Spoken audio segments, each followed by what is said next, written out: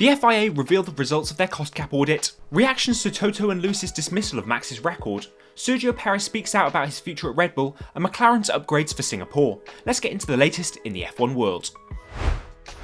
The FIA has finished their audit into the 2022 budget cap spending and has confirmed today that all 10 F1 teams were in compliance with the sport's regulations. The teams each had to submit their accounts and spending records to the FIA as part of this auditing to ensure fair and legal spending across the 2022 F1 season.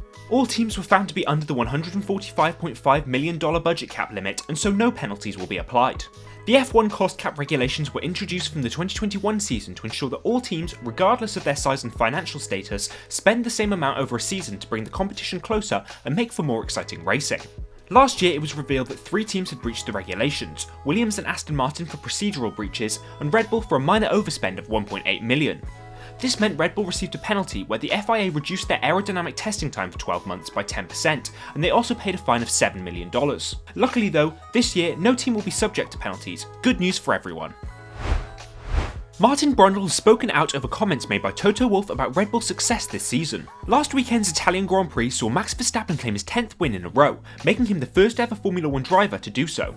While Red Bull celebrated and many offered their congratulations to the team and Max, Toto Wolff and Lewis Hamilton were less impressed, with the Mercedes team principal saying the record is for Wikipedia and nobody reads that anyway, and the Mercedes driver claiming he's no more impressed with Max's records than any other past drivers. Martin Brundle, a former F1 driver and current F1 pundit, was full of praise for Max and Red Bull in his post-race column for Sky Sports, offering his congratulations to each and every one of them and highlighting the achievement of being able to faultlessly keep up that level of performance and reliability on many different track layouts and in varying weather conditions up against mighty competition. He went on to express his surprise and disappointment at Lewis and Toto's comments, saying that they rightly received their due reverence and appreciation during their years of total domination, and that this level of excellence in others must be appreciated. Martin is not the only former driver to be surprised by Toto and Lewis's lack of praise for Max, as Damon Hill said he found it a bit churlish and not very gracious, but also to be very unlike Toto because he's usually very sporting. There's been a bit of a twist down at Red Bull as Sergio Perez has spoken out on whether he can see himself having a future with the team. While he's under contract for the 2024 season, the media and people in the paddock have begun to question whether Sergio Perez could still be with Red Bull by the start of next season. The rumours began on the back of a downward trend in Sergio's performance that seemed to begin after a crash in Monaco qualifying earlier this year that he said knocked his confidence and trust in the RB19 car. But since then, Sergio's performance has been a bit inconsistent, and it's not like the determination and drive we saw from him at the start of the year as he claimed wins in Jeddah and Baku and was a definite contender for the championship. The rumours have mostly been fueled by Red Bull's motorsport advisor Helmut Marko, who has frequently spoken out against the Mexican driver and kept the door open for a change in driver.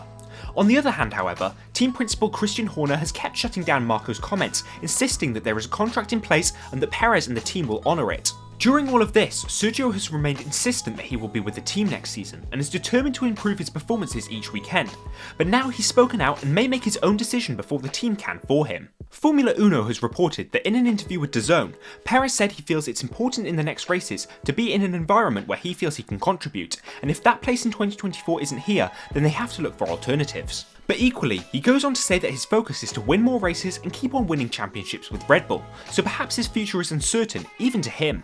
Will Sergio stay at Red Bull for 2024? Let us know your thoughts in the comments. McLaren have confirmed that they will be bringing upgrades to the Singapore Grand Prix in 2 weeks' time. McLaren started the year with a car they admitted was significantly underdeveloped and not what they wanted to launch with. But after suffering from tough performances at the start of the year, an upgrade package they introduced to the Austrian Grand Prix has allowed the Woking-based team to move up the grid. Lando Norris has since been on the podium twice, with Oscar Piastri earning a second place finish in the Belgian sprint race and also leading his first laps in F1.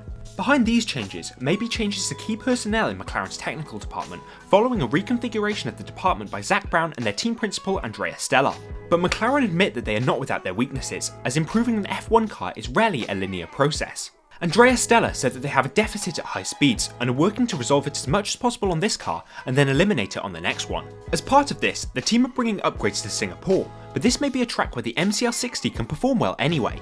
We'll have to wait a couple of weeks to see how the team get on. The Hugo Boss AlphaTauri deal is reportedly close to completion. It's been reported that the fashion brand Hugo Boss are close to completing a deal with Red Bull to become the title sponsor of their sister team that's currently operating as Scuderia AlphaTauri.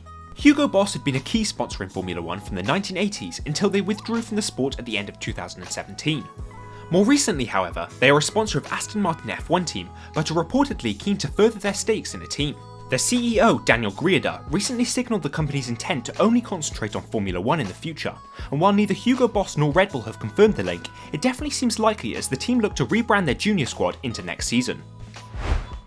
Pirelli are conducting more tyre tests at Monza, both today and tomorrow with Red Bull and Alpine, while Ferrari conduct more testing for the manufacturer at their test track in Fiorano. Alpine and Red Bull's test around the Temple of Speed will be focused on dry weather tyre development for next season, whereas the track at Fiorano will be flooded as the Ferrari drivers focus on testing wet tyres for Pirelli.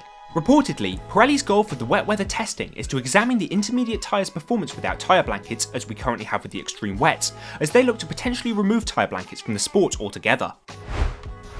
You're all caught up with the latest in the F1 world. What do you make of these stories? Let us know in the comments, like this video if you enjoyed it, and subscribe to Apex for the latest in the F1 world.